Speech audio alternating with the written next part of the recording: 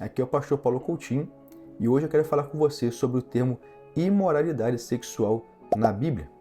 E para a gente entender sobre isso, nós vamos analisar dois textos. O primeiro é 1 Coríntios capítulo 7, versículo 1 e versículo 2, que diz assim: Quanto a que vocês me escreveram, é bom que o homem não toque mulher.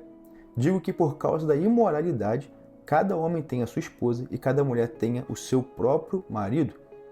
O segundo texto se encontra em Apocalipse 17, 4.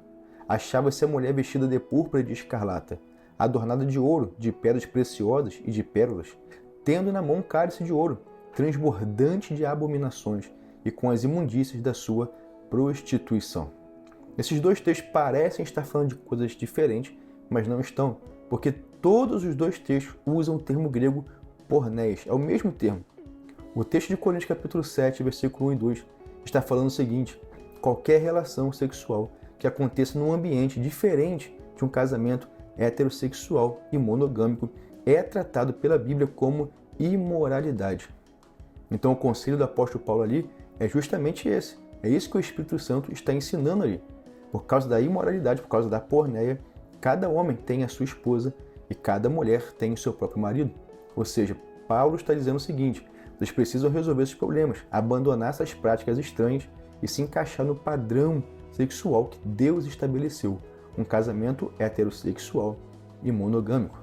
Logo, qualquer relação sexual que fuja desse padrão, um homem e uma mulher casados, e aí sim se relacionando, qualquer coisa, não importa o termo que você queira dar, não importa como o mundo quer chamar essa relação, não importa qual é a letra que as pessoas querem utilizar, se é L, se é G, se é B, se é T, não importa o termo que as pessoas criem, qualquer prática diferente do padrão que Deus estabeleceu e começa lá no jardim, já que tudo começa no jardim, qualquer relação diferente disso, a Bíblia trata como imoralidade. Portanto, aqueles que praticam essas coisas estão em pecado, estão ofendendo a Deus.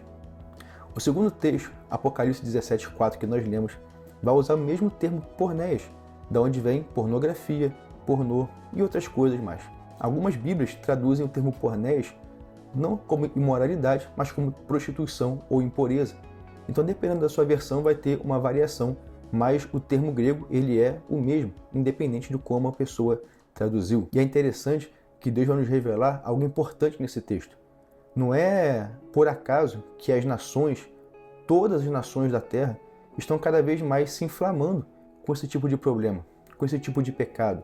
O pecado da imoralidade sexual. Não é à toa, porque segundo o texto de Apocalipse capítulo 17, isso é um projeto do inimigo. Ele está dando a cada nação para que elas bebam do vinho da sua prostituição, da sua porneia, da sua imoralidade. Você pode ver que no século 20 e 21 isso cresceu de forma absurda. Então perceba como que é estranho. Nos últimos tempos, nos últimos 2 séculos pelo menos, a indústria que mais tem crescido é a indústria da imoralidade, é a indústria da pornografia. Isso é um projeto que o inimigo está implantando em cada nação e nós precisamos ficar alerta com isso. E você precisa abandonar essa prática e esse pecado, porque esse pecado é o primeiro da lista de Gálatas capítulo 5, versículo 19 em diante. Porque ali tem uma listinha chamada de obras da carne. E a primeira palavra grega que aparece ali naquela lista é justamente porneia. E esse texto é tão interessante que ele vai dizer que qualquer um que comete qualquer coisa daquela lista ou coisas parecidas não herdarão o reino dos céus. Diz assim, Gálatas capítulo 5, versículo 21.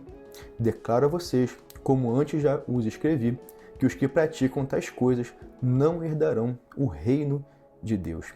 E a primeira coisa da lista é justamente a imoralidade sexual. O inimigo está inflamando as nações com imoralidade, porque ele está impedindo, ele quer impedir as pessoas de serem salvas, praticando coisas que ofendem a Deus. Mas graças a Deus, nós temos Jesus na nossa vida. E Jesus é aquele que nos ajuda quando nós oramos a Ele e pedimos: Senhor, eu quero ser liberto disso. Senhor, me livra desse pecado, me ajuda a lutar contra isso. Peça a Deus ajuda, ore a Ele, porque Ele vai te ajudar.